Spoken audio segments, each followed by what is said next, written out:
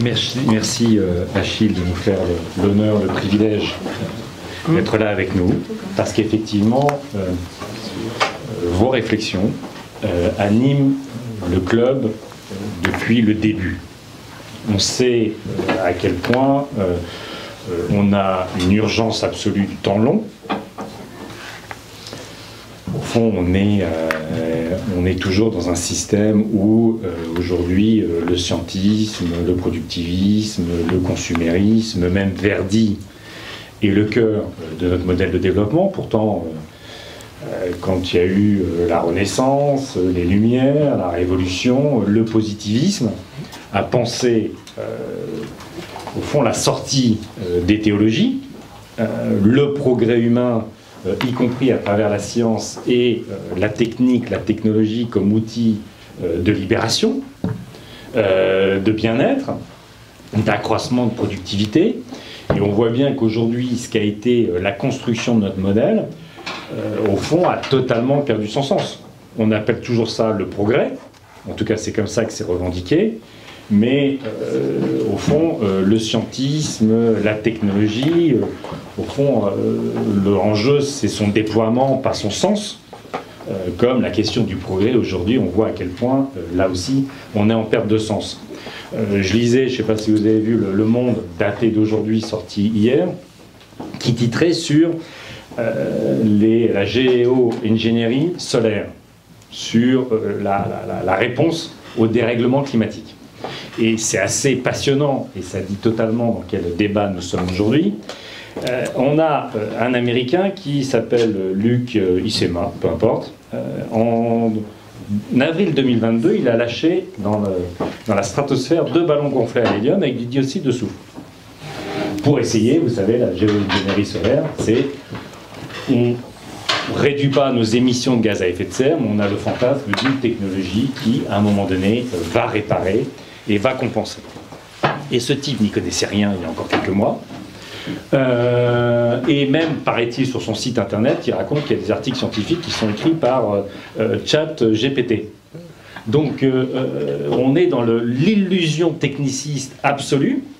Et la géo-ingénierie qui était longtemps financée par les climato-sceptiques, toutes les fondations du pétrole, aujourd'hui est financée par des fondations dites philanthropiques, genre les Bill Gates et tout ça.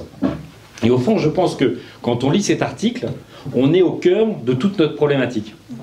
De la même façon, il y a encore, on en discutait tout à l'heure en déjeunant avec Achille, on a ChatGPT là, et en même temps, de cette innovation qui est censée résoudre à peu près tous nos problèmes, qui devrait nous permettre d'aller jouer aux cartes, d'aller se balader au soleil et de bouquiner, on a une réforme des retraites dont le mot d'ordre est travailler plus pour produire plus.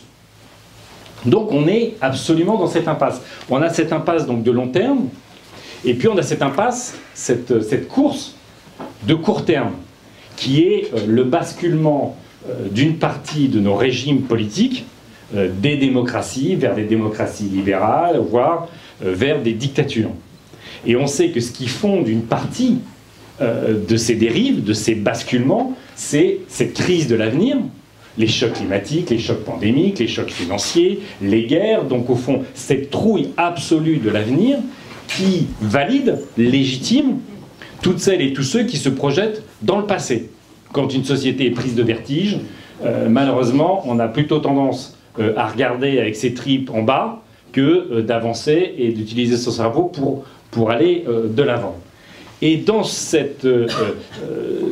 nationalisme, dans ces replis politiques qu'on constate, et la lame de fond est là, c'est-à-dire Bolsonaro et Trump ont fait plus de voix, ils ont perdu, ils n'ont pas été réélus, heureusement. Mais quand on regarde leur dérive politique, et ils ont fait plus de voix à leur deuxième élection qu'à leur première. En Europe, on a l'Italie, la Suède qui ont basculé. On s'interroge si demain l'Espagne ne va pas basculer également. Donc il y a cette lame de fond politique qui est profondément, et votre livre en parle parfaitement, un déni de toutes les réalités, notamment de la réalité écologique. Puisqu'au fond, c'est un repli, c'est de l'identitarisme, c'est la négation de ce qu'il y a en commun, puisqu'au fond, le cœur de leur logique politique, c'est nous contre eux contre nous, et que pour régler tous les problèmes, tous les grands défis, il faut évidemment faire ensemble. Et qu'ils en sont à un tel point que c'est la négation de l'écologie, c'est l'identitarisme ramené, j'allais dire, à sa plus faible, sa plus fragile base, c'est comme on ne sait plus quels sont nos repères, comme on ne sait plus à quoi s'accrocher, j'ai presque être grossier, à un moment donné, leur idée c'est les hommes, accrochons-nous à nos sexes, on n'aime pas les femmes, on n'aime pas les homosexuels, parce qu'au fond, c'est le dernier truc qui semble tenir à peu près. Ce qui est quand même la réduction absolue de la pensée politique, mais quand on regarde les régimes autocratiques, ils sont climato-sceptiques, ils sont homophobes, ils sont misogynes, et donc on est dans cette vague. Et donc, au fond, le sujet de ce club, et j'en conclus là, c'est comment on arrive à reconstruire des sociétés ouvertes, comment on arrive à se redoter à toutes les échelles d'un socle commun de valeurs qui nous permettent de traiter les défis. Et qu'aujourd'hui, pour nous, en tout cas, dans ce club Maison Commune, c'est le grand sujet. Comment dans notre pays, comment en Europe, comment à l'échelle internationale, comment à l'échelle planétaire, sur la base de valeurs très très fortes, mais sur la base d'une utopie, sur la base d'un espoir, on arrive justement à nous redonner une perspective et à traiter correctement les défis qui sont devant nous. Donc merci encore infiniment de nous donner un peu d'intelligence aujourd'hui avec nous. Merci. Moi, je resterai plus proche du livre, mais enfin, vous voyez comment, à travers l'introduction de David et celle de Yannick, comment il embrasse une réalité qui est beaucoup plus riche, extrêmement riche et large. Donc, je raterai évidemment plein de morceaux, mais vous serez là pour compléter, et surtout Achille. Et puis, je m'autoriserai à vous lire parfois des passages, parce que je pense que la plupart d'entre vous, vous n'avez pas encore pu le lire, il vient tout juste de sortir. Et puis aussi parce que si c'est parfois compliqué, la langue est belle et c'est compliqué aussi parce que quand on parle de choses dont on n'a pas l'habitude, parfois il faut aussi inventer des façons de dire, des nouveaux mots, des concepts et même la façon de les dire, c'est pas des choses qui sont habituelles parce que justement c'est pas toujours la façon habituelle qu'on a de penser. Alors, je m'inscris aussi dans ce que disait David. Pourquoi est-ce qu'on a vraiment tenu à vous inviter, à vous entendre ? Parce que vous avez relevé le défi, vous avez eu cette audace d'essayer de construire une utopie.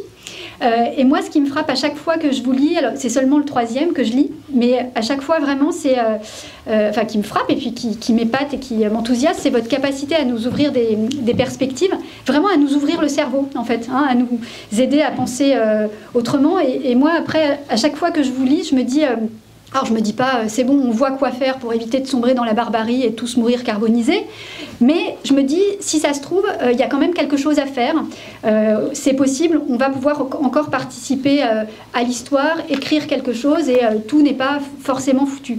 Je vous lis un de ces premiers passages, là c'est juste une phrase, mais que je trouve vraiment très très belle, où vous dites, même si c'est difficile, on peut demeurer fidèle au futur comme promesse, même s'il ne cesse de se dérober et de s'éloigner. Donc moi je l'ai compris comme même si on est conscient de la catastrophe en cours, il y a peut-être quand même un avenir possible à construire et à inventer.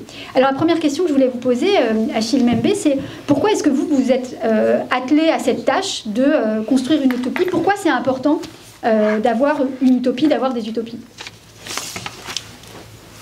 Merci beaucoup, Barbara. Je crois qu'il est bon que avant de répondre à votre question, que je vous dise, moi aussi, toute la joie que j'ai d'être ici cet après-midi. Yannick ne nous est pas du tout étranger en Afrique. Étienne est là, il peut en témoigner.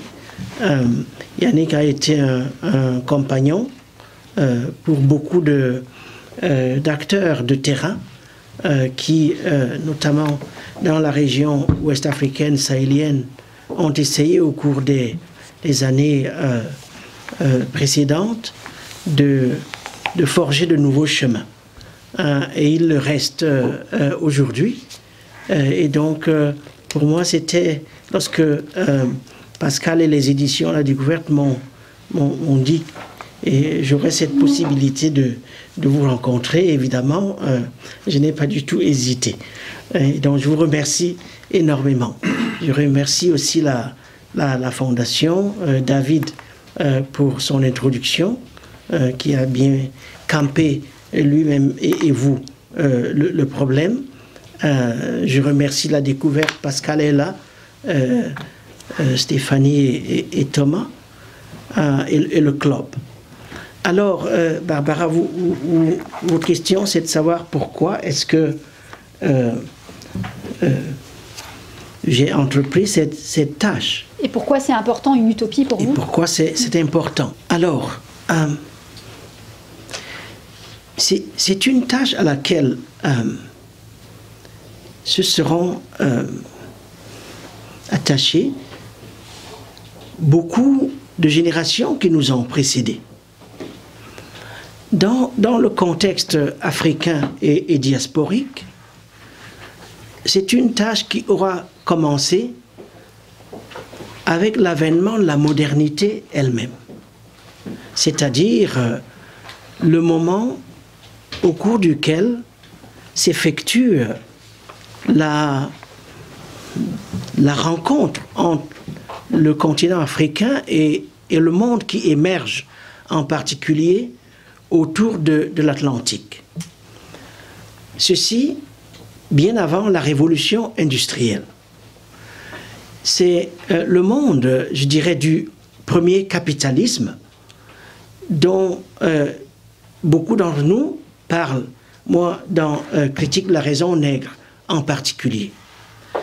C'est un monde effectivement organisé autour d'échanges de tout genre, échanges des dieux avec l'évangélisation, échange de produits commerciaux rares à l'époque, c'est-à-dire dotés de valeurs effectivement, et paradoxalement échange d'êtres humains par la voie de la traite des nègres en particulier. Et l'implantation, notamment dans les Amériques, de sociétés absolument inédites, parce que ne correspondant pas du tout aux vieilles sociétés européennes, ne correspondant pas du tout à celles-là, organisées autour d'un principe nouveau qui est le principe de race, autour d'unités de production dont la plantation est, disons, le cœur tout à fait nucléaire, et organisé autour d'une répartition, une redistribution de l'humanité en humains pléniers, si vous voulez, et en d'autres espèces qui, tout en présentant des éléments de l'humain, sont plus qu'humains, puisque proches de la nature et pouvant être traités effectivement de la sorte. Et à partir de ce moment-là, naît sur les pourtours de l'Atlantique, dans ce triangle qui va de l'Europe aux Amériques et puis à l'Afrique, une pensée qui s'efforce d'organiser la remontée en humanité de ce dont l'humanité est contestée. Ça, c'est avant la révolution industrielle. La révolution industrielle, comme on le sait tous, accélère ce processus et l'articule plus qu'auparavant autour de la réalité de l'exploitation capitaliste et la production de classes entières de la société. Nous savons quelle en est l'histoire. Et donc, Barbara, le travail s'inscrit dans la continuité de cet effort entrepris à l'époque, notamment aux États-Unis, par des intellectuels noirs américains en particulier, et qui se poursuit donc à l'époque coloniale dans les grandes métropoles européennes, à Paris, mais aussi à Londres et ailleurs, et qui se poursuit en Afrique même, au lendemain de la décolonisation, et qui est ponctué par des tas d'auteurs, on ne peut pas les énumérer tous, Césaire, Fanon, Glissant et plusieurs autres, et qui aujourd'hui est repris dans des lieux tout à fait particuliers. Je pense aux ateliers de la pensée à Dakar, au type de travail, Étienne, que tu fais dans le monde de la création, dans des lieux comme Johannesburg, Lagos, dans ces domaines de la créativité, de la création générale, qui n'est pas que le texte écrit, mais qui est aussi le texte performé, le texte dansé, le texte sculpté, des langages du religieux, et ainsi de suite. Et lorsqu'on examine ce trésor, effectivement, on y voit un élément permanent qui se rattache à la question de savoir comment faire de l'Afrique un lieu habitable, comment transformer le continent africain en une maison habitable par tous, et ce faisant participer à la transformation du monde en un monde où place est faite à tous. Parce que le long de ce chemin qui mène du XVe siècle jusqu'au XIXe, et aujourd'hui d'ailleurs, place n'aura pas toujours été faite à l'humanité africaine. Et donc le livre s'inscrit dans cette longue tradition et s'enrichit au fur et à mesure des rencontres qui ont eu lieu avec les pensées latino-américaines, les pensées européennes, dont il faut répéter qu'elles font partie de notre patrimoine commun. Il ne s'agit pas du tout de les élaguer. Des pensées chinoises, indiennes, et ainsi de suite. On sait que sa survie et la nôtre ne sont vraiment pas sûres. Vous avez répondu à ma question suivante avant que je vous la pose, qui portait, mais je ne vais pas me laisser faire, qui portait davantage sur d'où est-ce que vous pensez, qu'est-ce qui irrigue votre travail, votre pensée. Alors, vous y avez partiellement répondu, et j'avais envie que vous me parliez aussi de la philosophie africaine et de l'animisme, mais avant, je voulais lire quelques petits passages qui m'ont beaucoup plu aussi, justement sur l'Afrique comme point de départ. Prendre l'Afrique comme point de départ d'une enquête concernant les devenirs de la Terre et les destins de la technique présente de nombreux avantages. L'Afrique est en effet l'une des régions du monde d'où auront émergé une théorie du vivant, une théorie de la parole. La plupart des cosmogonies africaines sont en effet basées sur l'évolution et les transformations des 4 éléments que sont l'air, le feu, l'eau et la terre. Tous ces éléments sont dotés d'un rythme intérieur, mais ils ne sont vivants que parce qu'ils participent à un échange d'énergie entre eux. Un autre passage, vous invoquez souvent l'exemple des Dogons. Donc chez les Dogons, toutes les catégories d'êtres et de choses de l'univers, à savoir les astres, les tissus, les animaux, les institutions, rien que mettre dans une même phrase toutes ces expressions-là, c'est quand même assez, en tout cas c'est pas fréquent, font l'objet de classifications. Chaque catégorie d'êtres ou de choses, donc il y a bien des catégories, mais chaque catégorie est en correspondance avec toutes les autres.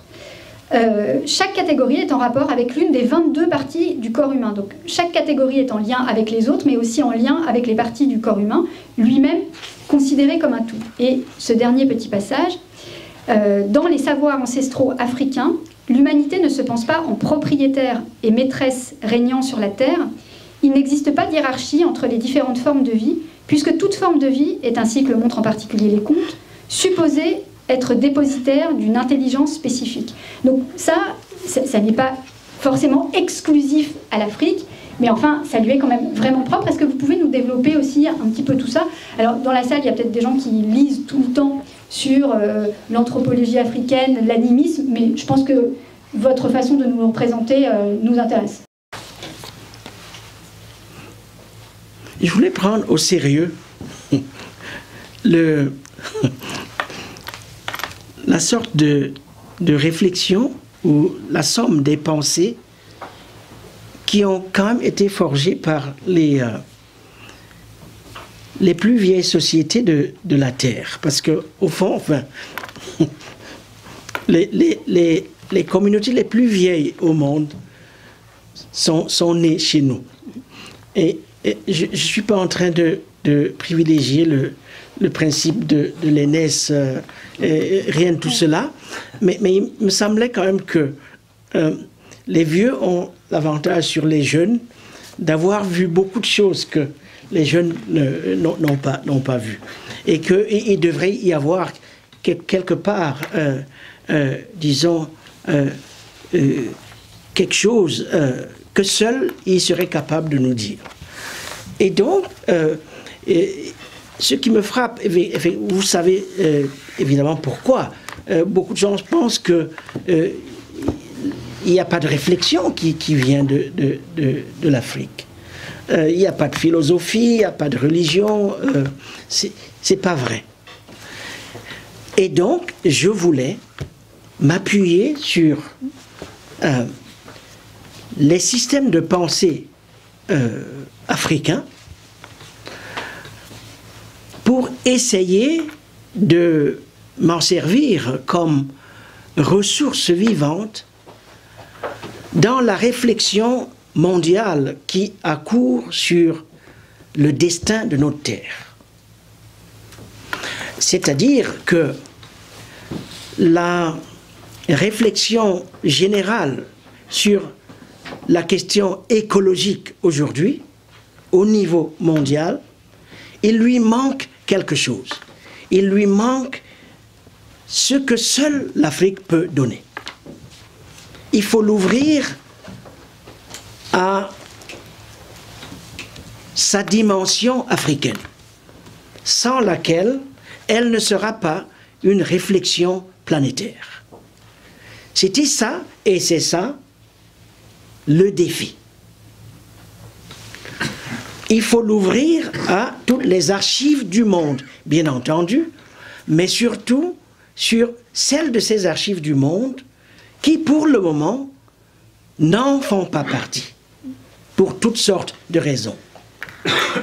C'est ça qui est à la base de la communauté terrestre. Et donc, ces archives, ces vieilles archives africaines, elles existent. Mais il faut savoir où aller les chercher. Dans le texte écrit, ou les textes écrits par les historiens, les anthropologues en particulier, dans les textes sculptés, tout le débat sur la restitution, c'est-à-dire si vous allez au musée du Quai Branly, mais il n'est pas le seul, vous avez tous ces, entre guillemets, objets africains, c'est plus que des objets, c'est des dictionnaires, c'est des encyclopédies, c'est des sommes de savoir qu'il faut pouvoir déchiffrer.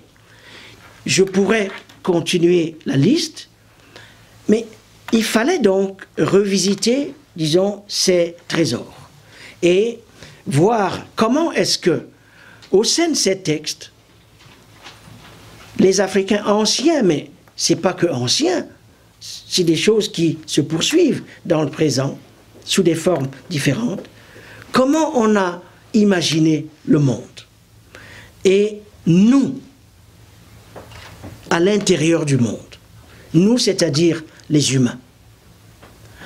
Et évidemment, on va faire court parce que ça pourrait prendre une année de séminaire. Deux choses nous frappent. Un, le fait que l'idée même de la Terre du monde est organisée autour du principe de l'hétérogénéité et de la multiplicité. Tout est multiple. Mais tout, les dieux, les formes, les plantes, tout est multiple par opposition à l'idée de l'un dont on sait très bien combien elle a disons, impacter sur tout l'imaginaire des sociétés occidentales dans ce cas, ou d'ailleurs d'autres. Donc, un, le principe de la multiplicité. Deux, la prééminence de la relation sur l'ontologie. Vous lisez les textes, le grand texte de la philosophie occidentale, c'est l'être et le temps. L'être est au départ et à l'arrivée de tout. Dans les textes africains, la relation vient avant l'être. C'est la relation qui détermine l'être. Il y a beaucoup d'autres concepts fondamentaux. On n'a pas le temps de les élucider. Mais cela vous montre qu'il y a d'autres manières de imaginer, de construire le monde et de concevoir notre place à l'intérieur de ce monde et les relations que nous pouvons entretenir avec le reste des étangs.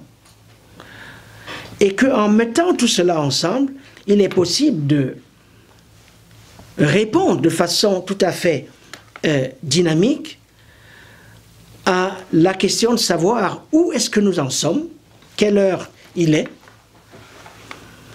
et à la question de savoir s'il est possible de réimaginer la Terre avec T majuscule d'une manière qui fasse place au vivant dans son ensemble. Le vivant humain, mais aussi les objets, mais aussi les ancêtres, mais aussi ceux qui attendent de naître dans un lien intergénérationnel et transversal qui nous permet de penser une écologie générale. Ce que j'appelle dans le livre une écologie générale. Voilà un peu, si vous voulez, quelques éléments de réponse à votre question. Merci. Du coup, évidemment, ça m'en suscite beaucoup. Mais juste pas pour résumer, mais ce que vous nous dites, c'est que dans la pensée africaine, il y a à la fois en premier, le fait que tout soit multiple, mais aussi le fait que tout soit en relation. Oui, oui. Voilà. Oui. Alors, c'est évidemment un problème, le fait que la pensée, le monde, en tout cas, la pensée la plus visible, fasse l'impasse comme ça sur toute la pensée africaine. Donc c'est un problème dans l'absolu, si on prétend penser le monde. Et c'est un problème aussi, en particulier, il me semble, parce que beaucoup des expériences vécues sur le continent africain par les Africains sont, peuvent être annonciatrices, ou ont été annonciatrices, en fait, d'une façon, à la fois de façon très négative, de façon de traiter plein de gens dans le monde. Quand vous parlez du devenir nègre du monde, par exemple, pour le résumer évidemment très mal, le fait que finalement on s'autorise à traiter des gens en dehors même du continent africain aussi mal qu'on s'est permis de traiter les esclaves africains, mais aussi l'expérience du rapport aux objets, par exemple. Alors, de façon négative, quand les corps, par exemple, ont été traités comme des objets, et c'est négatif parce que de la part d'humains, considérant que les humains sont supérieurs, qu'il y a des humains supérieurs à d'autres, et qu'en plus les humains sont supérieurs à tout le reste du vivant, mais aussi dans un rapport positif et constructif. Et donc c'est là que je voudrais aussi dire deux passages qui m'ont énormément plu sur l'intrication qu'il y a, ou la difficulté de faire des limites entre ce qui est humain ou non humain, vivant et non vivant, le rapport qu'il y a aux objets. Et David l'avait introduit aussi, l'avait dit dans son introduction, c'est quelque chose qui nous intéresse vraiment beaucoup, cette histoire du lien avec les objets, parce que c'est, un pan aveugle, négligé ou ignoré un peu de la pensée écologique. Et aujourd'hui, avoir une pensée globale qui ignore la place des objets, on en rate forcément l'essentiel, l'essentiel, en tout cas une grosse partie, puisque justement les objets font partie de nous et de nos relations et de notre vie. Hein. Alors, deux passages là encore. Donc là, vous faites référence aux travaux de Germaine Dieterlen. Donc, elle dit, traitant des outils chez les anciens Bambara de l'Afrique de l'Ouest, elle explique que les manches des houes et les haches étaient considérées comme des personnes parce qu'imprégnées de la force vitale de celui qui les tenait en main. Il en était ainsi parce que le rapport entre l'outil, son auteur et son usager n'était pas un rapport d'extériorité. Certains outils étaient, au demeurant, l'objet de sacrifices réguliers. Pour ainsi dire, ces sacrifices et rituels donnaient du souffle et de la respiration à l'outil. À titre d'exemple, il n'était pas rare que le chasseur imbibe son arme du sang des animaux blessés ou tués, sang qui communiquait à l'instrument une part de la force de l'animal et contribuait à augmenter l'adresse du chasseur. Percer le secret de la fabrication des outils n'était donc pas suffisant, il fallait également en maîtriser l'usage.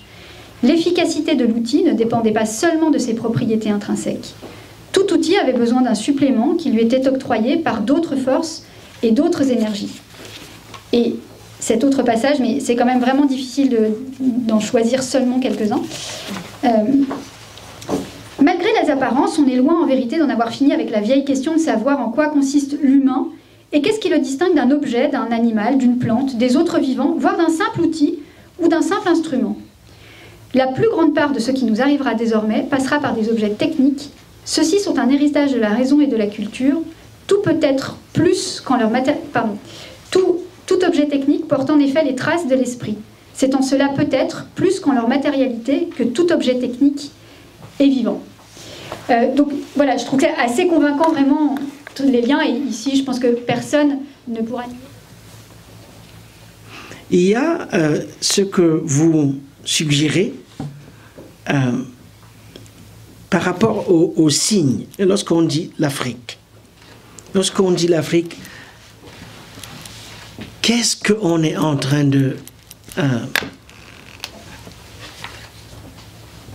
faire surgir à l'existence? Beaucoup de choses extrêmement confuses. On ne va pas aller dans cette direction.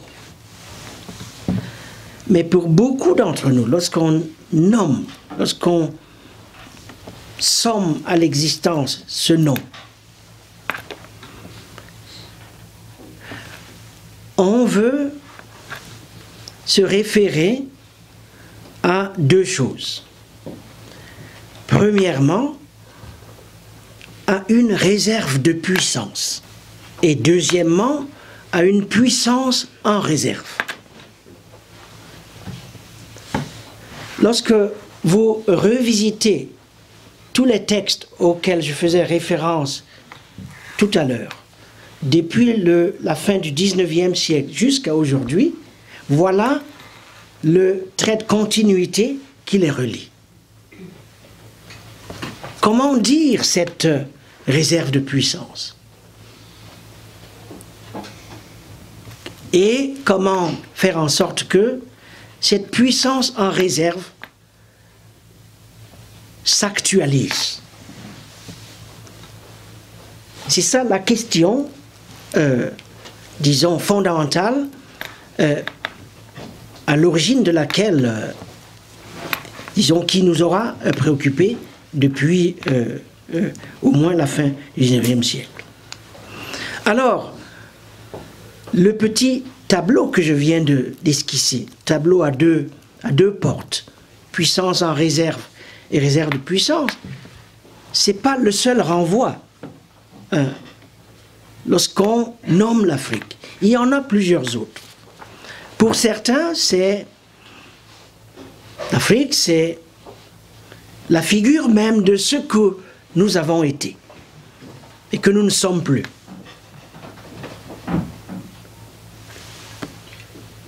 C'est ça la définition de l'animisme. On n'en a pas parlé, mais je crois que ça venait. L'animisme, c'est la religion des enfants. C'est la religion que nous pratiquions quand nous étions des enfants. Mais nous en sommes sortis. Et eux, ils n'en sont pas sortis puisqu'ils ne savent pas établir les relations de causalité. Qu'est-ce qui cause quoi? Comment peut-on penser que une pierre provoque une maladie, ou qu'un fleuve parle, ou qu'une montagne, disons, est capable d'action, Donc, confusion sur qu'est-ce qui cause quoi.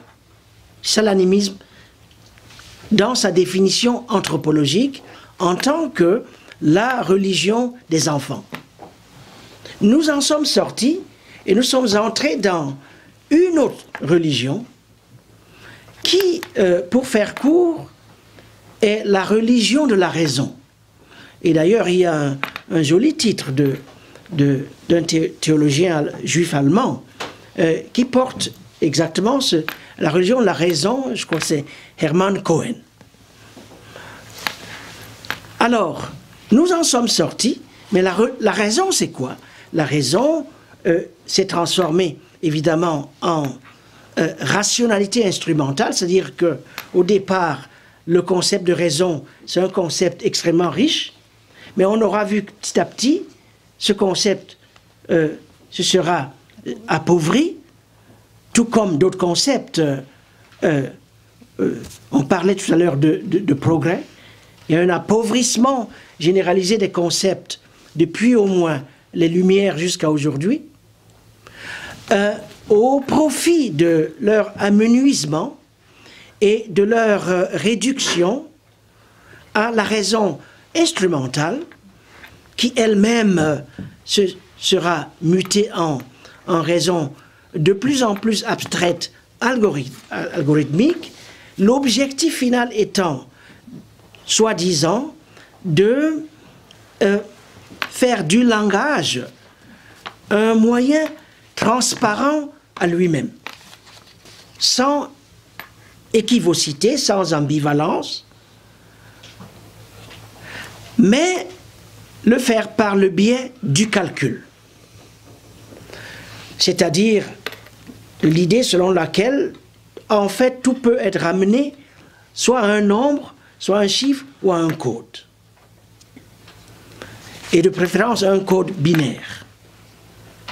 Le propre, justement, de l'âge numérique ou l'âge digital, si vous voulez. De transparence absolue et donc des viscérations du sens. C'est-à-dire le sens ne nous permet pas d'atteindre la transparence. Pour atteindre la transparence, il faut, disons, écarter toute recherche de sens et faire en sorte que les finalités se retrouvent dans les moyens, il y a une confusion entre les moyens et les fins. C'est ce que le roi Gourand, dans son travail, appelle la victoire du geste sur la parole. Le geste étant effectivement le geste technique. Le geste technique remplace la parole, c'est-à-dire tout l'univers des significations, l'univers des symboles et l'univers du sens. Et donc on en est là. Je pense qu'on en est là aujourd'hui. Et que nous assistons effectivement à la victoire finale du geste sur la parole.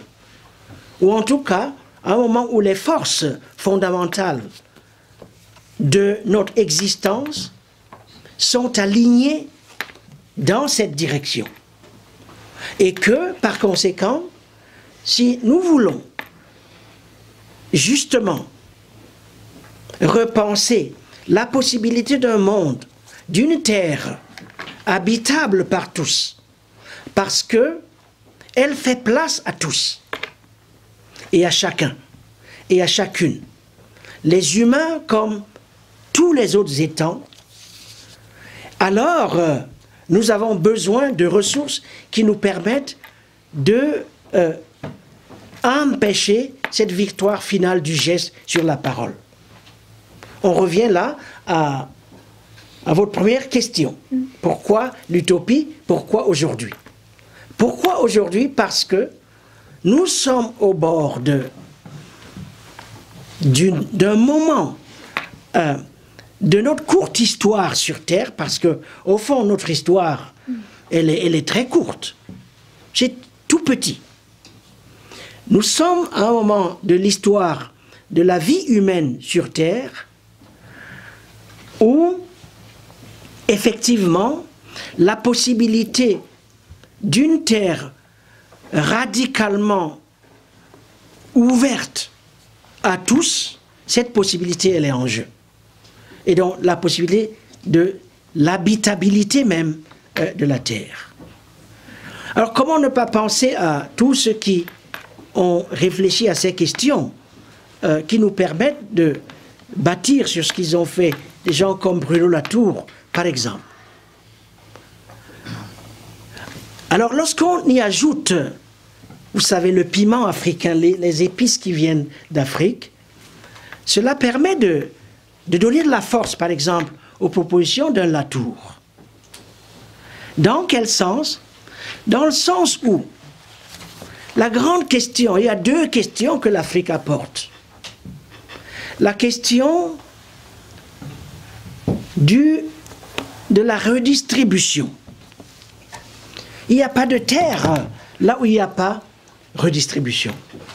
Redistribution générale.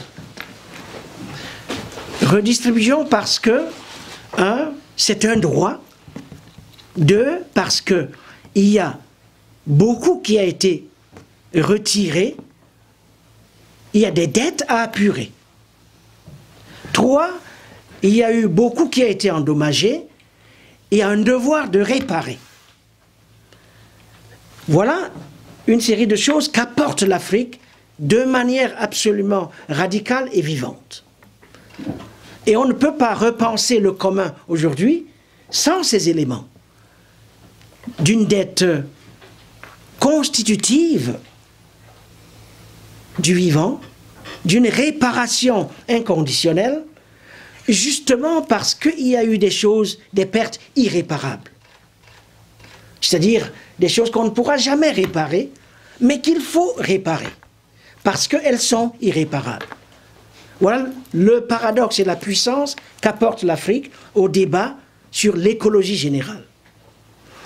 Il y a une ou deux autres dimensions, habilité. La durabilité, Bruno n'en parle pas souvent, ou en tout cas pas directement. Mais l'apport de Bruno Latour, je ne sais pas pourquoi je le mets au centre de notre échange de cet après-midi. Il doit y avoir une raison. Ce que l'Afrique apporte à ce que Bruno nous a laissé, c'est voilà, la durabilité. La durabilité parce qu'il y a une reconnaissance originaire du fait que une des choses que nous partageons tous, c'est la vulnérabilité. Lorsque vous vivez au Sahel, Yannick, vous y avez vécu. Lorsque vous faites face à la période de soudure, par exemple, au cycle de la sécheresse, alors la thématique de la germination, alors la thématique du grenier, tout cela devient absolument important et a des conséquences concrètes sur la façon dont vous imaginez le commun.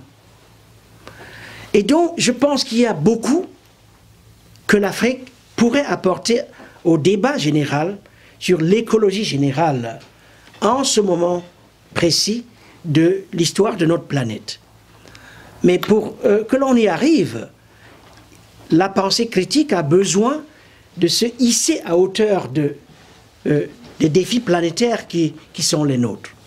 Et pour y parvenir, nous avons besoin d'ouvrir les archives du tout monde.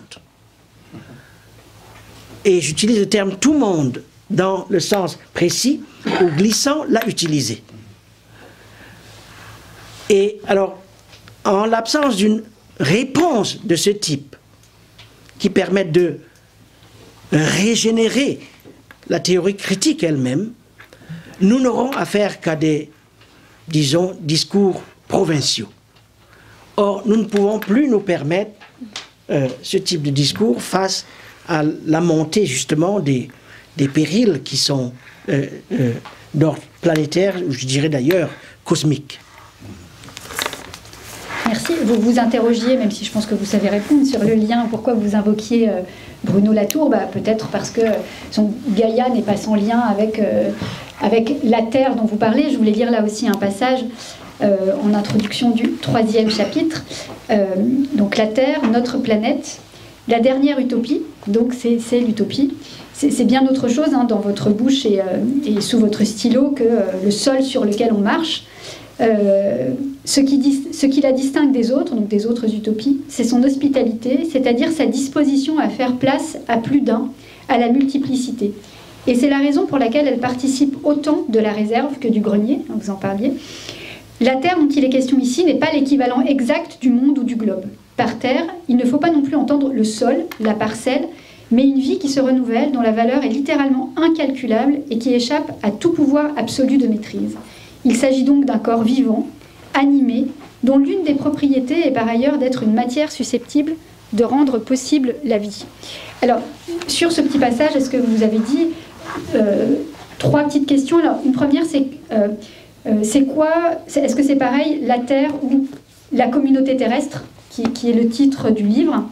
Je me demandais aussi, c'est peut-être plus anecdotique, mais pourquoi est-ce que vous parlez de communauté, quelque chose qui est plutôt fermé, alors que vous parlez clairement de quelque chose qui est ouvert, surtout, et puis l'en commun plutôt que l'universel. Peut-être que je me trompe sur... mais moi j'ai l'impression que ce que vous utilisez, vous parlez d'en commun et vous ne parlez pas d'universel. Non, je ne parle pas d'universel. Et donc il doit y avoir une raison à ça. Oui, bien sûr. C'est mon ami Souleymane Bachir Diaye qui parle d'universel. Moi non, je ne parle pas d'universel. Mais nous, c'est un mot qu'on aime oui, souvent bien. Mais je sais. Alors pourquoi on a tort? Non, je sais. Alors,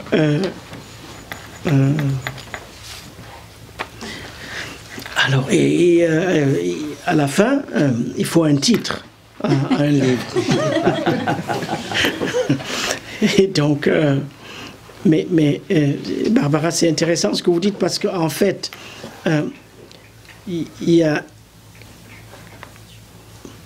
Moi, le livre, tous mes livres, c'est des tâtonnements. En fait, je tâtonne beaucoup dans mes livres. J'essaye des choses et puis je vois très bien que ça me permet de faire 1 kilomètre. J'aimerais que ça me fasse faire 10 kilomètres. Et puis je consolide et puis je reviens à la tâche. Alors, ce qui est clair, c'est que dans la Terre avec T majuscule, c'est pas, j'ai bien dit, ce que ça n'est pas. Alors, la grande tâche, c'est, une fois qu'on a dit ce que c'est pas, c'est quoi exactement? Et là, j'essaie de réfléchir par palier. Donc, il y a plusieurs paliers.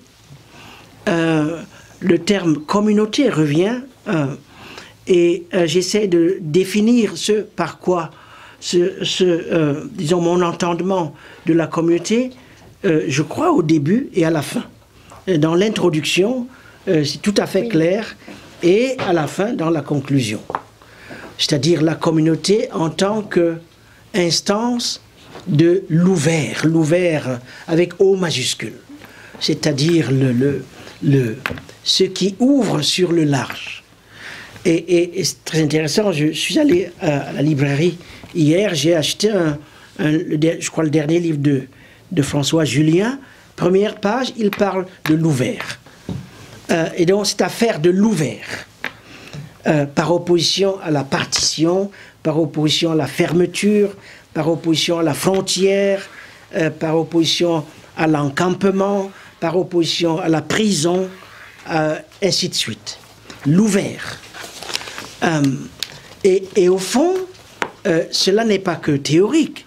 Lorsqu'on fait une bonne anthropologie historique de l'Afrique, du nord jusqu'au sud, en fait, la communauté, c'est cela. En fait, la communauté, c'est ce qui se met en marche. En fait, le concept de communauté, développé au long de ces siècles, c'est cela. C'est la capacité d'itinérance, c'est la constitution commune, collective, si vous voulez, de cela qui peut se déplacer. Et donc, de cela qui peut faire l'objet de réappropriation par plus que ses propres auteurs. Et donc, j'ai travaillé à partir de là. Mais à un moment donné, dans le texte, évidemment, je convoque l'en commun. C'est un terme que je convoque depuis très longtemps, en réalité. Et puis, je parle à un moment donné de l'assemblée des vivants. Alors, c'est quoi la relation entre toutes ces notions? Je n'en sais rien. Ces notions, je les mobilise pour, si vous voulez, faire entendre des sonorités relativement différentes, mais autour d'un même objet. Alors, peut-être dans le prochain livre, je serai à même de définir tout ça plus clairement. Pour le moment, contentons-nous de ce qu'on a.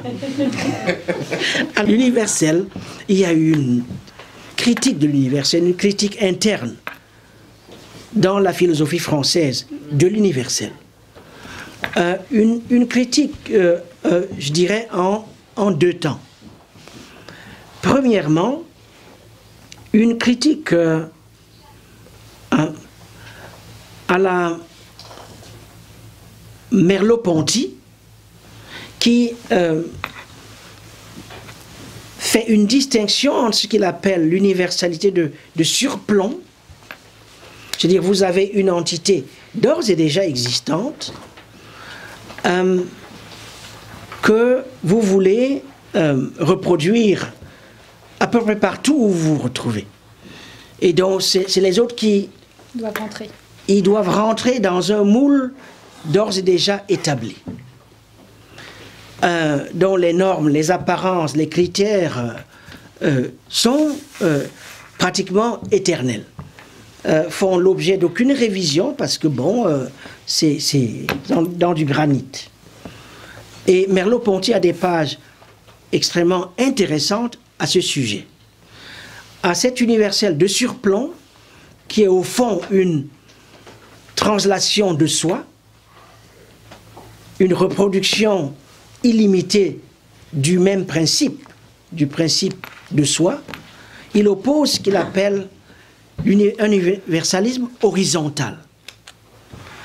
Et alors, cette critique de l'universalisme et cette manière de sauver le concept, elle a été reprise en particulier, en tout cas dans la réflexion d'origine africaine, par des philosophes comme Souleymane Bachir Diagne, dans toute une série de travaux, dont ses mémoires, le fagot de ma mémoire, je crois, et en particulier son dernier texte intitulé De langue à langue, qui est une théorie de la traduction.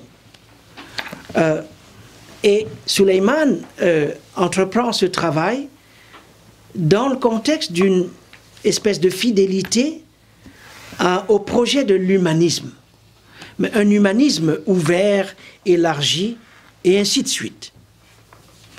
Et à ce projet d'un humanisme intégral participent la plupart de nos penseurs, nos grands penseurs, qu'il s'agisse de Du Bois, qu'il s'agisse de Fanon, qu'il s'agisse de Senghor, par ailleurs, ou même d'Édouard Glissant, dont la foi en un humanisme qui serait ouvert à tous, où il n'y aurait pas de hiérarchie, où il y aurait égalité fondamentale et originaire, mais entre les humains. Alors, moi je ne m'inscris pas dans cette perspective. Je m'inscris dans une perspective que l'on pourrait appeler multi-espèces. C'est-à-dire, si vous lisez mes ouvrages, vous verrez que les acteurs dans mes ouvrages, ce n'est pas uniquement des êtres humains. C'est la multitude des existants. Et donc, c'est une, comment dire, une anthropologie, est-ce qu'il faut utiliser le terme, beaucoup plus encompassing, tout à fait, qui inclut plusieurs actants, plusieurs existants, et en fait des flux, organisés autour des flux de vie. Voilà. Et l'hypothèse, c'est que les flux de vie en sont dépositaires ou producteurs, pas uniquement les êtres humains, mais l'ensemble, si vous voulez utiliser un terme théologique, l'ensemble de la création. Voilà. Je m'intéresse à l'ensemble de la création, à l'intérieur de laquelle il existe évidemment une place pour nous, les humains, mais nous ne sommes pas seuls. Nous ne sommes pas les seuls, nous ne sommes pas les maîtres de la création, et la création n'est pas foncièrement à notre service. Si vous voulez, voilà disons les prédicats fondamentaux. À partir de cela, si on accepte que ce dont il s'agissait de l'ensemble de la création, ce dont il s'agit, c'est de la relation entre ces divers éléments de la création. La question de la relation. Si on accepte que, à l'intérieur de cette création, il y a un droit égal, fondamental, à la respiration, et un droit égal et fondamental à l'habitation, le fait d'habiter, qui est différent du fait d'être citoyen. L'habitant, ce n'est pas nécessairement citoyen. Si on se dégage de ces catégories, le citoyen, ainsi de suite, qui au fond ont permis de créer des frontières, d'ouvrir la voie à des idéologies de la clôture. Comment est-ce qu'on s'en débarrasse? Et on les remplace par quoi? L'habitant, le passant, ainsi de suite. Alors il est possible d'imaginer une autre forme de la communauté terrestre, l'assemblée des vivants, ainsi de suite. Du coup, ces histoires d'universalisme et le reste, je suis désolé, c'est des histoires d'une autre époque. Ça ne nous permet pas, franchement, d'affronter les défis de demain. Ça nous aide jusqu'à un certain niveau.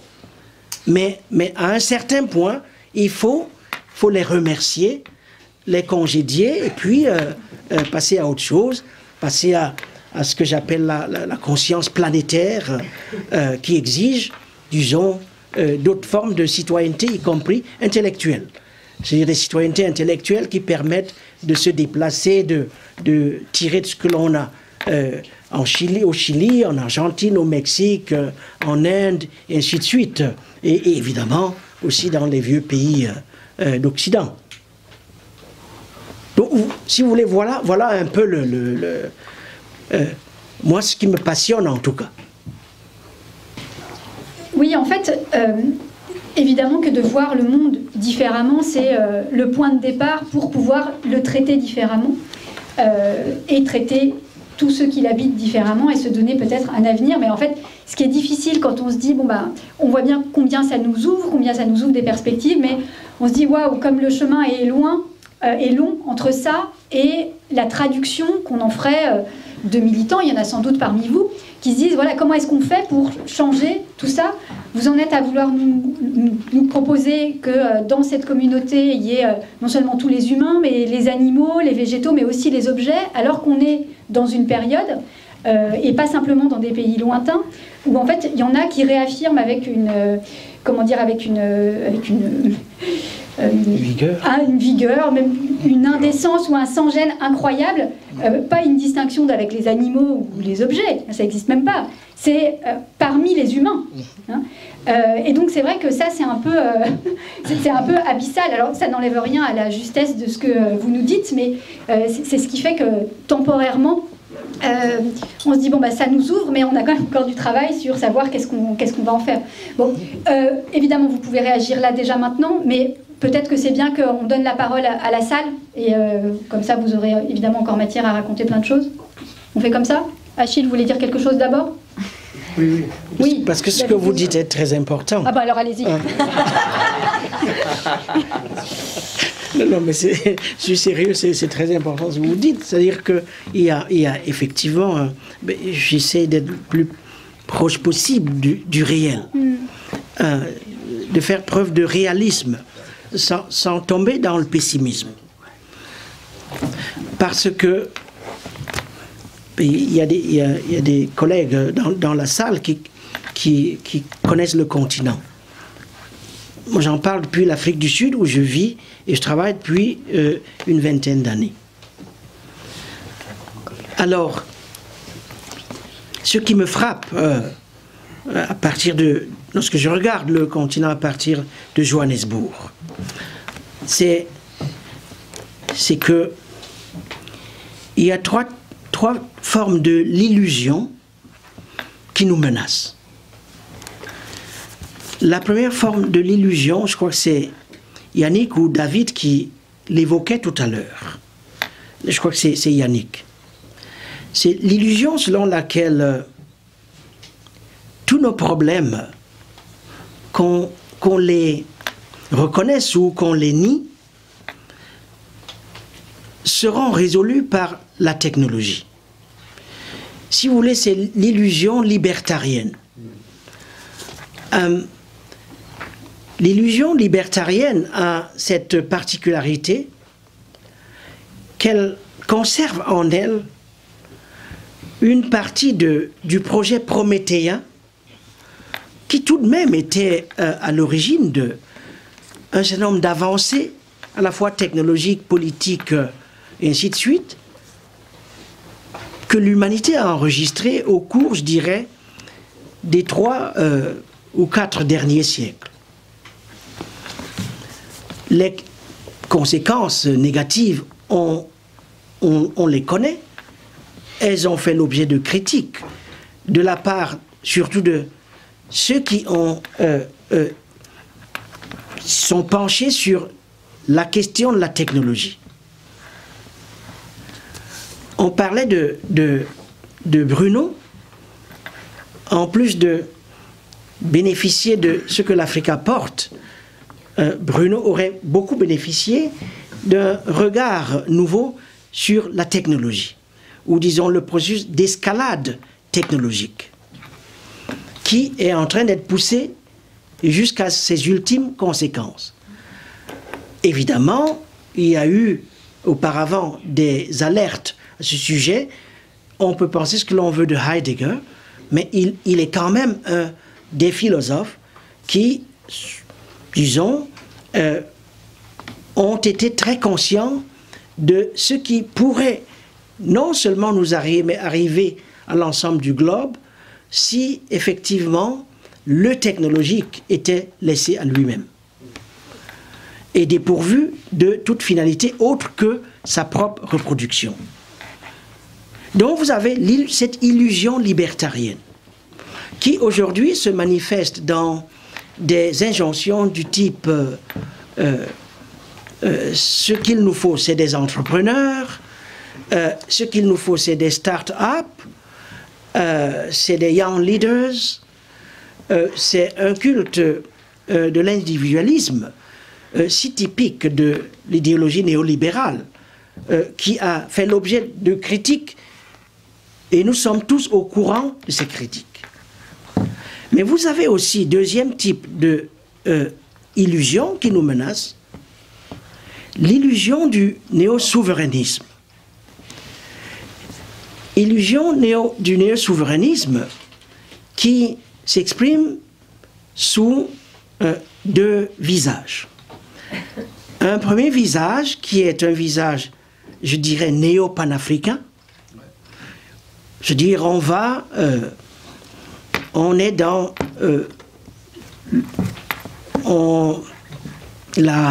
l'invocation d'une série d'ancêtres dont on ne se préoccupe pas d'étudier concrètement les discours ou les textes. En fait, plus on ne connaît rien au texte, mieux c'est.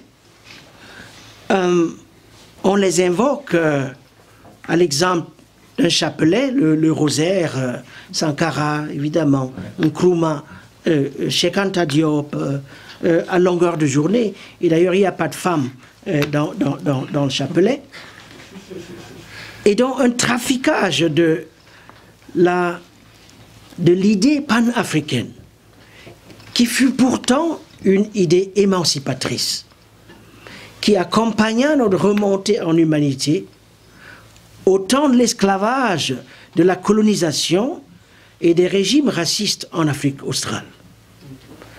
Donc on fait même base sur ce dépôt, on exclut ces dimensions véritablement révolutionnaires et on en fait un outil de ressentiment, dirigé à l'encontre en particulier de la France, mais aussi de certaines autres puissances impériales. Alors ça c'est le premier visage. Il y a un deuxième visage qui est plutôt passéiste, mythologique, qui se revendique de l'Égypte ancienne, l'Égypte pharaonique, et qui rêve littéralement d'un suprémacisme noir qui remplacerait le suprémacisme blanc. La dernière illusion, c'est l'illusion messianique, dans laquelle la préoccupation du salut et de la rédemption est corrompue par la violence religieuse. Violence religieuse à la fois de type islamiste, mais aussi évangéliste et pentecôtiste. Alors, la question, Barbara, c'est si effectivement le tableau que je décris a quelque validité que ce soit, la question c'est de savoir comment, qu'est-ce qu'on fait? Alors, qu'est-ce qu'on fait? On essaie d'en sortir en dessinant un horizon différent, une proposition différente, qui repose non plus du tout sur la différence et l'identité, mais sur l'en commun, le semblable, donc la communauté terrestre. Vous disiez au départ que c'est le troisième dernier livre d'une trilogie qui aura commencé effectivement par une critique des idéologies de la différence et de la séparation et de l'identité. Il y a eu un moment au cours duquel la question de l'identité, il était nécessaire de la poser.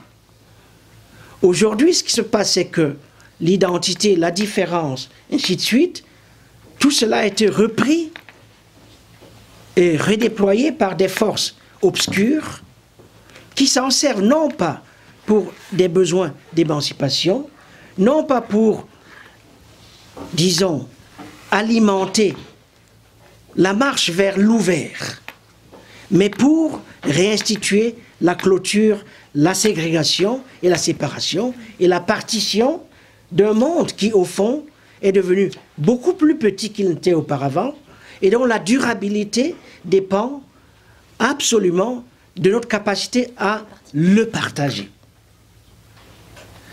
Donc, voilà pour la partie théorique. Pour la partie pratique. Alors, moi, ça fait 2 ans, je travaille dans un projet, lui aussi utopique, qui consiste à réinventer la relation entre l'Afrique et la France. Parce que, figurez-vous, il y a une longue histoire de cette relation. Elle est ce qu'elle est. Elle a des parties absolument abominables et sales, mais absolument, hein, la question de la saleté.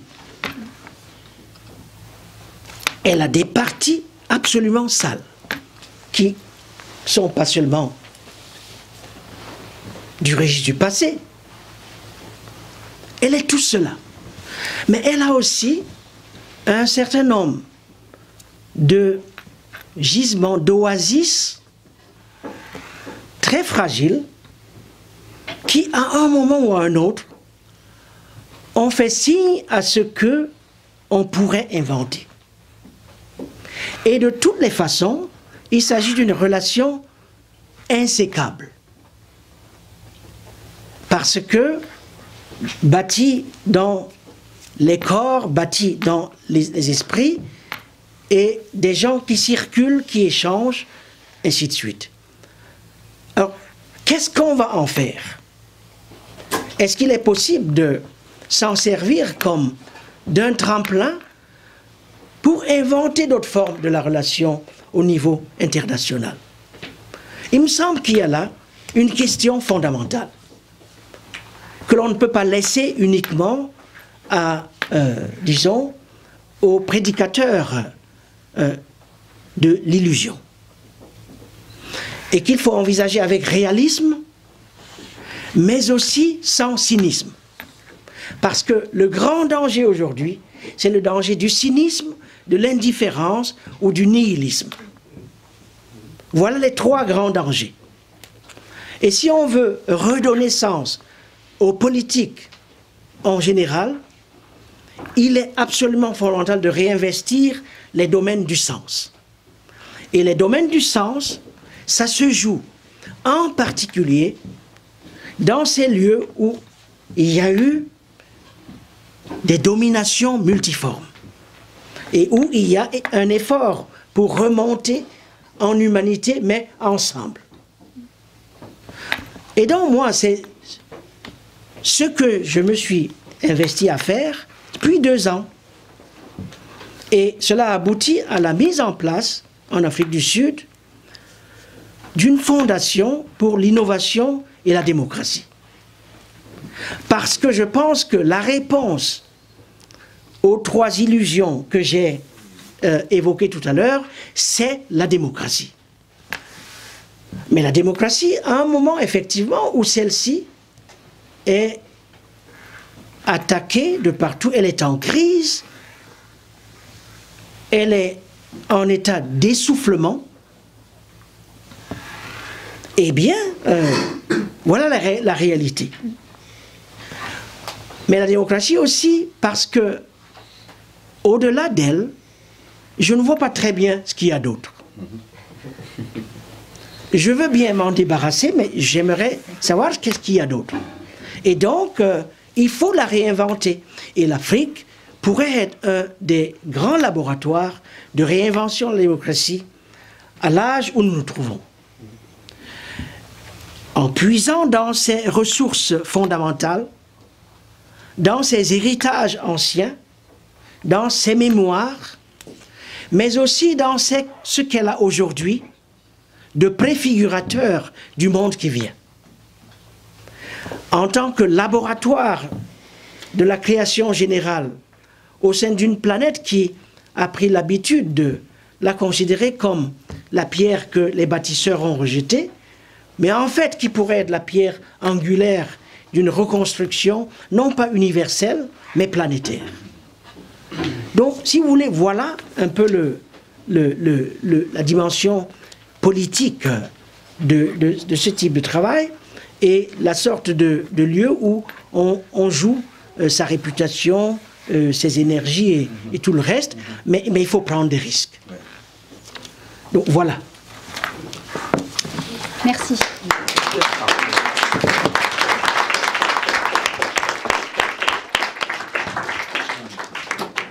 Dans une forme d'artificialisation absolue des sociétés et de nous-mêmes. Est-ce que vous pourriez un peu développer sur cette question sur de la technologie au numérique? Sur la continuité qui me semble être présente dans le livre entre les choses et les vivants. Est-ce que vous pouvez nous en dire un mot de plus, et sinon je le trouverai dans le bouquin. Oui, merci, cher Rachid, pour à la fois la présentation et le livre. Dans ton livre, tu évoques le pays d'Ogon, auquel je suis très sensible. Et comme tu le sais, dans peut-être quelques années, on dit en 2027, il va y avoir la commémoration du Sidi, qui est tous les 60 ans, qui est à la fois un moment important de donner la parole, de création, et un peu la manière dont tu revisites un peu les choses.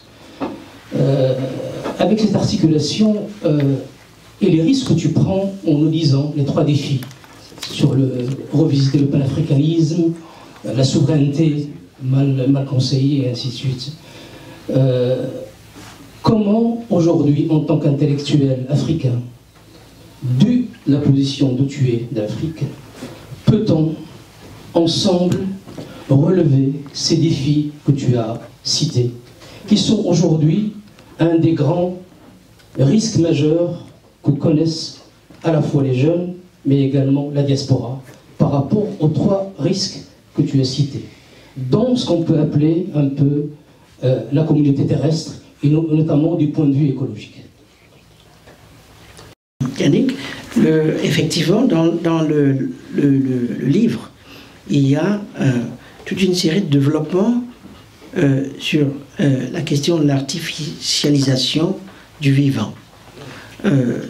Discussion de type plutôt économique, notamment en termes d'extension des droits de propriété et de brevetage du vivant lui-même, de ce que certains appellent la colonisation de type moléculaire, c'est-à-dire la mise sous contrôle, la captation et la mise sous contrôle pour les besoins du profit de tous les processus, à la fois chimiques mais aussi organiques, au terme desquels la valeur est produite, mais une valeur tirée effectivement des éléments du vivant. Donc il y a cette artificialisation qui prend ce chemin. Il y a également cette artificialisation qui se traduit par la mise en place, je dirais, d'un double de la Terre, c'est-à-dire d'une technosphère qui est devenue un élément constitutif de la biosphère. On parle de la biosphère, mais en réalité, il faudrait qu'on comprenne très bien que elle n'est pas composée que des espèces en général. Elle est aussi composée disons, des êtres techniques, pour utiliser le langage de Simondon, des étangs techniques, et qui sont un peu comme un double de cette Terre. Et l'exemple le plus animé, plein d'animation, créateur d'animation, de ce double de la Terre, c'est effectivement le monde des écrans. Notre existence est aujourd'hui une existence qui se fait par le biais des écrans, qui sont devenus plus que de simples médiations de qui nous sommes, qui sont devenus des réceptacles de notre moi, mais des réceptacles animés. Ce ne sont pas des objets inertes, c'est des objets créateurs d'animation. Animation vraiment dans le sens premier du terme. Et donc, lorsqu'on dit artificialisation, cela ne veut pas dire entrer dans le régime de l'inertie. Bien au contraire, ça veut dire plonger dans un univers qui reflète mais transcende en même temps l'univers existant, l'image, c'est-à-dire le traduit en image, lui donne souffle, mais un souffle qui n'est pas effectivement la pneuma de la théologie chrétienne, mais un souffle dont il nous faut trouver le nom, et les met en mouvement et en circulation, de manière telle que ces objets peuvent désormais être partagés. Ils circulent, sont partagés, on les consomme, on les digère, et ainsi de suite. Donc c'est un peu ça que j'appelle le processus d'artificialisation du monde. Alors, tout ceci pour dire quoi? Pour relever la sorte d'escalade technologique qui accompagne désormais, ou qui a lieu simultanément, au même moment que la crise climatique, environnementale, sanitaire, et ainsi de suite, pour relever le fait que, à la suite des gens comme le roi Gourand, effectivement, les évolutions technologiques ont entraîné dans l'histoire humaine des évolutions biologiques. Cette question de la technobiologie exige que l'on réfléchisse de façon fondamentale à la sorte d'être humain que nous sommes en train de devenir. Aujourd'hui, le monde est habité par des êtres humains qui n'ont pratiquement plus grand-chose à voir avec ceux de l'époque des Lumières. Or, la plupart de nos institutions fondamentales reposent sur une anthropologie qui est en train d'être dépassée. Qui est en train de dépasser à cause de l'émergence d'un humain qui est au fond un humain-objet. Et par l'apparition d'objets qui sont plus que des objets. Et des humains qui sont plus que des humains. Qui sont des êtres de plus en plus androïdes, qu'ils s'en rendent compte ou non.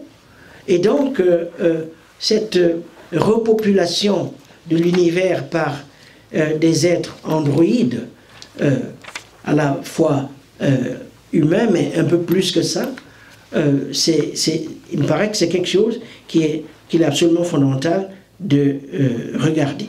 Donc voilà un peu le type de réflexion qui découle du concept d'artificialisation auquel vous faites état. On pourrait aller plus loin, mais bon, il n'y a pas beaucoup de temps. La continuité entre les choses et le vivant, effectivement, c'est ce que j'essayais de dessiner. Alors, l'idée selon laquelle nous serions plus que... Les êtres humains seraient plus que des humains. Ou que les choses seraient plus que des choses. Mais en fait, ça fait partie des postulats fondamentaux des métaphysiques africaines anciennes. Parce que dans l'Afrique ancienne, c'était ça la croyance fondamentale. La croyance fondamentale, c'était que nous étions toujours plus que ce que nous pensons être. Et au fond, l'ambition d'autoréalisation, l'autoréalisation, self-realization, consistait effectivement à bien identifier, à découvrir effectivement cela qui, en nous, faisait de nous des autres que des humains, à mobiliser ces ressources et à les relier à d'autres entités, de telle manière que des résonances, des vibrations, des énergies puissent être libérées et circuler. Et cela exigeait des savoirs tout à fait spécifiques, détenus par des spécialistes, des gens qui savaient voir dans la nuit. Le monde gardant, ce faisant, une part de mystère. Il faut revenir à ces catégories anciennes dont on s'est débarrassé, une part de mystère et à laquelle on pouvait puiser pour produire des effets d'enchantement. Enchantement par la voie justement des arts, de la danse, de la musique et ainsi de suite. Dans une espèce de biosymbiose réunissant effectivement l'ensemble des potentialités de la création. Donc c'est un peu tout cela. Alors lorsqu'on dit que le continuum vivant, être vivant et chose et objet, que c'est un continuum qui en fait est important à considérer, on ouvre une terrible boîte de Pandore. Pourquoi? Parce que notre modernité, elle repose sur la séparation absolument distincte des êtres et des objets. En fait, toutes nos théories de l'émancipation, c'est ça leur base. Oui. On lutte pour quoi? Pour pas être des objets. Pour ne pas être réduit à l'état d'objet. C'est ça le fondement de toutes les théories de l'émancipation issues de la modernité. C'est de garder intacte la frontière entre l'humain et l'objet. Alors les Noirs ont été les seuls qui ont traversé cette frontière dans l'histoire récente. C'est les seuls. C'est les seuls qui, objectivement, ont été des humains transformés en objets. Et donc, vous avez, notamment aux États-Unis, tout le courant intellectuel appelé afrofuturisme, qui part justement de ce constat. Et qui vous dit, mais, en fait, donc il y a tout un courant de pensée qui prend ça au sérieux. Qu'est-ce que le fait d'avoir traversé cette frontière, qu'est-ce que ça permet de dire et de penser que ceux qui croient toujours qu'il y a cette frontière ne peuvent pas penser? Qu'est-ce que nous avons ajouté pour avoir fait cette expérience au discours sur la libération humaine? Et donc, vous voyez, c'est des choses absolument passionnantes si on veut penser hors de nos zones de confort ou hors des traditions héritées qui se présentent comme des traditions révélées, alors qu'elles n'en sont point.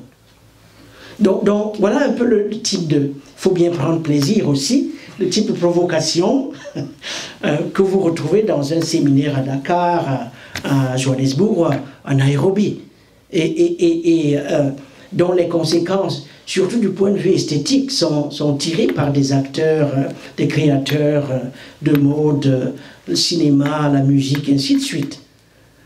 Voilà pourquoi je disais que, au fond, l'Afrique, c'est un formidable laboratoire, non seulement pour la pensée, mais aussi pour la sorte de pratique sociale effective en temps, disons, en temps d'extrémité. Dernier point, Abdesalam, j'espère que c'est vrai. Alors le Sidi, c'est la grande fête Dogon qui a lieu tous les 60 ans. Alors pourquoi 60 ans? Parce qu'effectivement, il y a toute une théorie des nombres. Je n'en ai pas parlé dans le livre, mais parce que alors, la découverte voulait le manuscrit et donc il fallait donner le manuscrit. Mais j'aurais voulu ajouter à tout ça, en fait, deux choses. La question des nombres. Parce que, aujourd'hui, le calcul, la raison calculante, elle est devenue une raison impérialiste. Et que, effectivement, il nous faut faire une critique du calcul qui aille au-delà de la critique heideggerienne ou alors des considérations récentes sur le rapport entre statistique et politique. Il faut une critique phénoménologique, quasi ontologique, du calcul. Et les métaphysiques Dogon nous donnent des ressources et des concepts pour entreprendre ce type de projet. Donc 60 ans, parce qu'effectivement, il y a des tas de soubassements cosmologiques à tout cela. Alors, la fête des 60 ans, c'est un peu la fête de la réconciliation de la graine et des semailles. Parce que cette affaire de la graine que l'on met en terre et qui renaît, et cette affaire des semailles, ce sont deux dimensions absolument centrales dans ces métaphysiques, dans un contexte écologique, comme je le disais au départ, caractérisé par une vulnérabilité fondamentale et l'exposition permanente aux forces de mort et de destruction, et dans un contexte où, ceci étant, la question du soin, la question de la réparation, la question du soin à apporter aux vivants est au fondement même du politique. Donc, je crois que en, disons, s'adossant à ces fondamentaux, il est possible d'imaginer d'autres formes de création du politique aujourd'hui sur le continent, mais ailleurs aussi, en résonance avec ce qui se fait en Amazonie, en Équateur et ailleurs, et à proposer cela aux jeunes générations qui, faute d'une mémoire vive et critique, sont prêts à répondre à des sirènes qui ne mènent nulle part. Donc voilà un peu la réponse que je pourrais apporter à votre question. Bon, merci. Bonjour, merci beaucoup pour tout ça et tous ces échanges absolument passionnants. Alors moi, je travaille beaucoup sur la biodiversité. Et donc, parce que pour moi, la biodiversité, c'est le vivant. Et en effet, c'est la planète tout entière, puisque c'est pas seulement l'humain qui compose le vivant. Alors, j'avais pas tout à fait intégré les objets dans mon travail, bien que dans mes études, j'ai fait de l'archéologie, et évidemment, ce qui nous intéresse dans l'archéologie sont les objets. Donc, vraiment, je trouve vraiment intéressant le lien que vous avez fait sur la continuité entre le vivant et l'objet. Et aujourd'hui, en effet, on voit bien l'homme sur sa trottinette, c'est-à-dire qu'on a un piéton électrifié. C'est quand même formidable. Voilà où on en est aujourd'hui. Alors, je me disais, justement, dans ce travail que je fais sur la biodiversité, je me dis, si on travaille pour les plus petits, les plus vulnérables, les plus fragiles, si on commence par eux, est-ce que c'est pas une bonne façon de faire du bien et d'intégrer tout le monde? Voilà, ma question, elle est là. Moi, c'est une demande d'aide pour savoir si c'est pertinent ou pas pertinent. Au fond, finalement, ce que vous nous proposez, c'est une nouvelle révolution humaniste, en quelque sorte, qui est un peu basée sur l'écologie, une écologisation de l'humanité davantage, je dirais. Et moi, j'aimerais questionner les rapports entre la science et la technologie, parce qu'en fait, pour moi, c'est ça la divergence du monde d'aujourd'hui. Pour moi, la science questionne la technologie autant que la philosophie questionne l'ontologie. Et en fait, moi ce que je note, c'est qu'il y a un énorme écart en fait, entre la science et la technologie. La technologie, en fait, elle s'est fait emparer d'un espèce de besoin humain, créé artificiellement ou non, par un monde économique, qu'on n'a pas évoqué aujourd'hui, mais qui est important. Et finalement, cette révolution, ce néo-humaniste, basé sur l'écologie, quels seront les vecteurs pour la mener? Voilà, c'est une vaste question. Merci. Dernière intervention, Damien, puis je vous laisse répondre et conclure. Merci beaucoup également à tous les deux. Peut-être deux petites questions très rapidement. Pour reprendre votre expression, tonton Achille, si on ouvre les archives africaines, il y a également deux magnifiques héritages de l'Afrique médiévale, l'Empire Haoussa et Mossi, qui avaient unité sans centralité. C'était des cités-États, voilà. D'où ma question, pour faire communauté terrestre, faut-il une centralité ou pas? Et deuxième question un peu plus personnelle, mais je trouve que ça dit des choses politiques. Vous avez cité autant les savoirs africains du continent que les grands philosophes européens. Ça fait immédiatement penser au magnifique roman de Cheikh Hamidou Kane, L'aventure ambiguë, un personnage toujours tiraillé entre ces deux mondes. Comment vivez-vous cette créolisation dont vous êtes issu, tonton? Comment vivez-vous cette double identité philosophique? Merci. Bon, alors, est-ce qu'il faut partir des plus vulnérables? Disons qu'il y a eu un certain nombre de déplacements dans la réflexion faite sur la vulnérabilité, je dirais, au cours des 10-15 dernières années.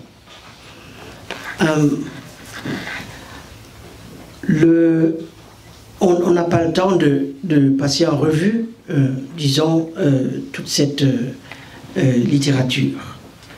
Mais disons deux choses. Un,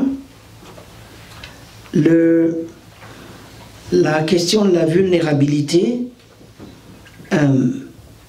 est de plus en plus repensée notamment dans les philosophies du soin, des gens comme Judith Butler et d'autres, elle est repensée en termes de cela qui nous est commun. Pas évidemment au même niveau, mais dans le sens où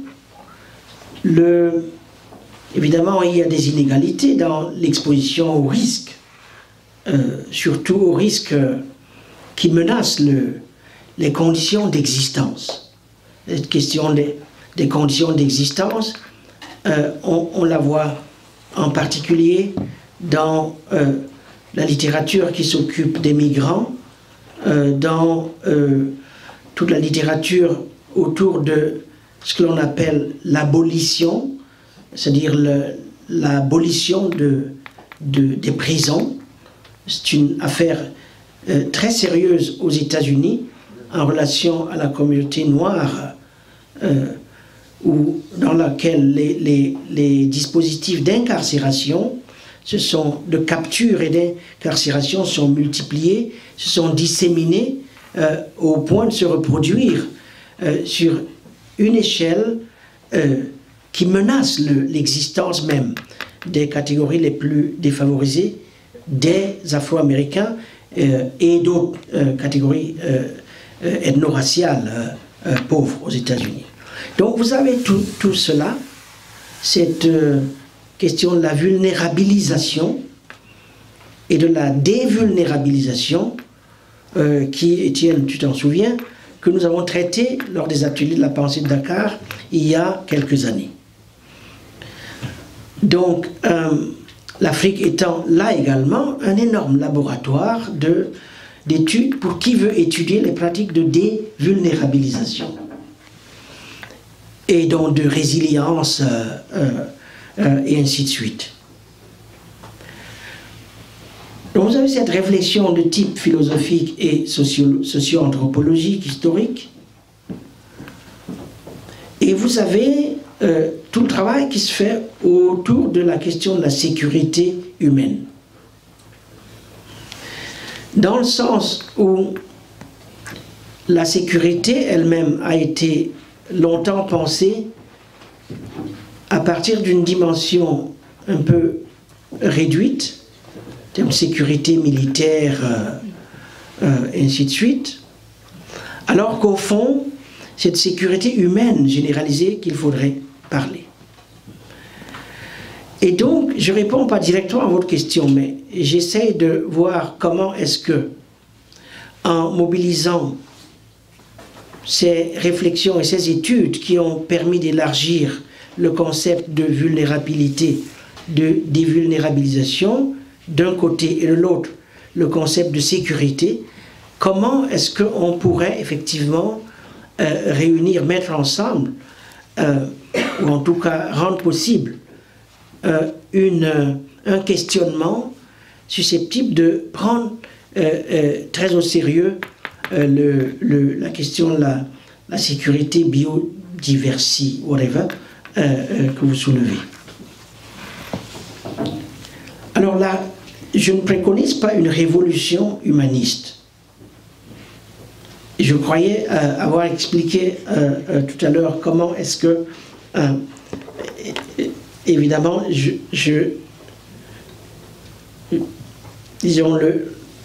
disons que ce que j'essaie de participer à l'effort de décentrement de l'humain. Hein?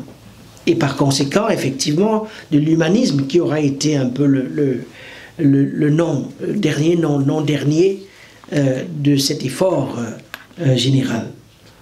Donc décentrement, déplacement de l'humain en réponse aux mutations de tous ordres dont que nous venons d'évoquer, dans un geste théorique qui consiste à faire un pas de côté, pas pour nier ce que nous avons reçu, les héritages des Lumières en particulier, pas du tout, mais pour nous poser la question de savoir, mais si on fait un pas de côté, et on apprend à regarder différemment. Est-ce qu'on verra des choses qui nous étaient impossibles de voir, juste dans un geste de curiosité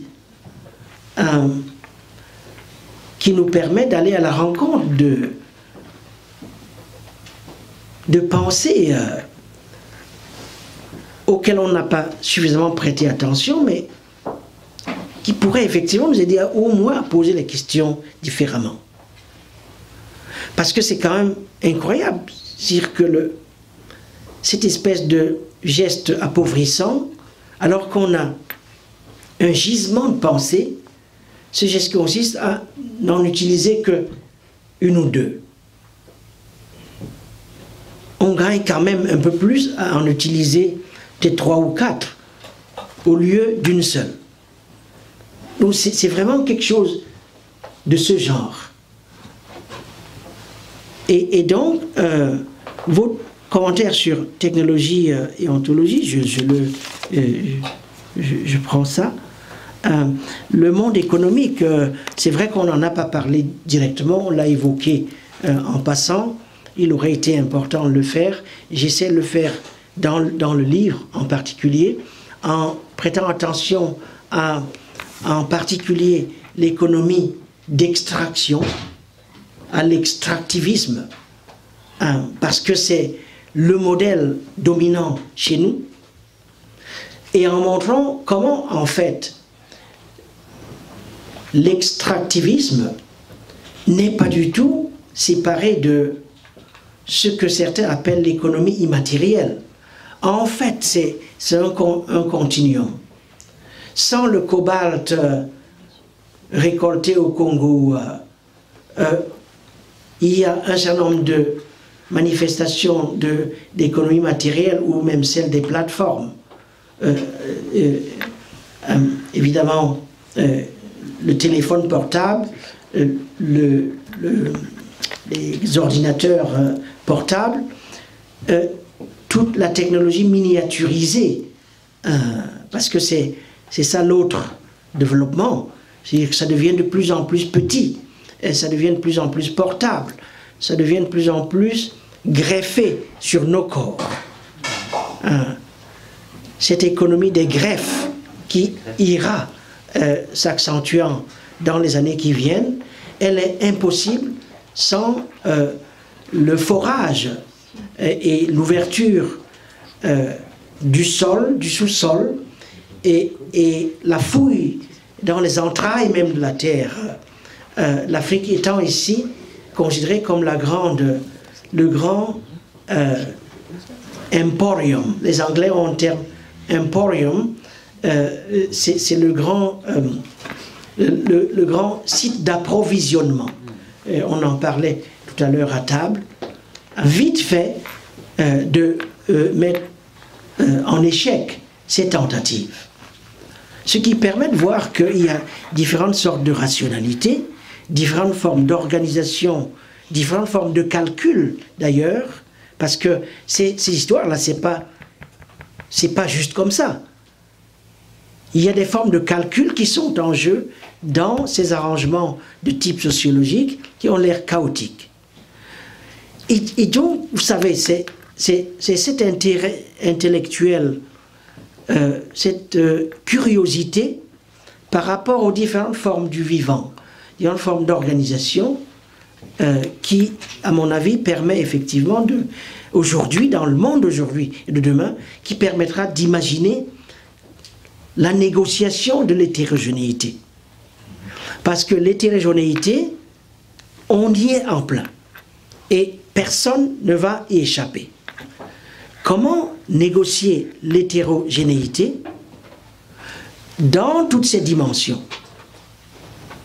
Les migrations, ce que vous appelez ici l'intégration, ça touche tous les domaines.